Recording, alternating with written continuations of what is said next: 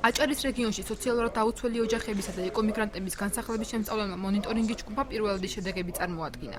ჯგუფის წევრებმა მონიტორინგი გაუწია სამთავრობო კომისიის მიერ მომზადებულ დასკვნას. სამთავრობო კომისიამ აჭარის 5 მუნიციპალიტეტში 1400 ოჯახი შეისწავლა, რომელთაგან სხვადასხვა სახის დახმარებას 171 ოჯახი საჭიროებს. დასკვნის თანახმად ხელვაჩაურის ყოფილი ბატალიონის ტერიტორიაზე უკანონოდ ჩასახლებული 804 ოჯახიდან 205 ოჯახის იდენტიფიცირება მოხდა. კავშირ ინტელექტის წარმომადგენლები ეთანხმებიან სამთავრობო კომისიის დასკვნას, თუმცა აცხადებენ, რომ ზოგიერთი შენიშვნა კვლავ გადასამოწმებელია.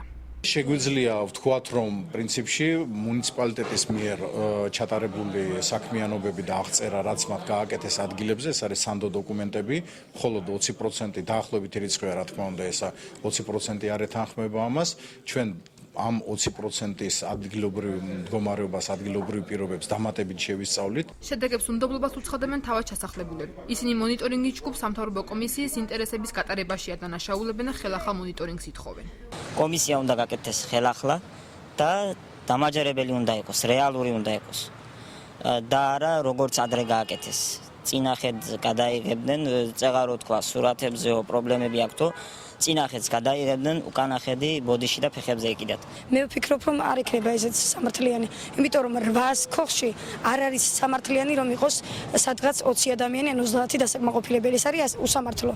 მე რატომაც იმედი მქონდა ბორჯღალოები არასამთავრობო იმუშავებდნენ ობიექტურად. შედეგებს უნდობლობას უცხადებს უფლებადამცველი თამაზ ბაკურიძეც. მისი თქმით, სურათის სრულყოფილი ვერ იქნება, რადგან შესწავლისას მოსახლეობის ნაწილი საქართველოში არ იმყოფებოდა.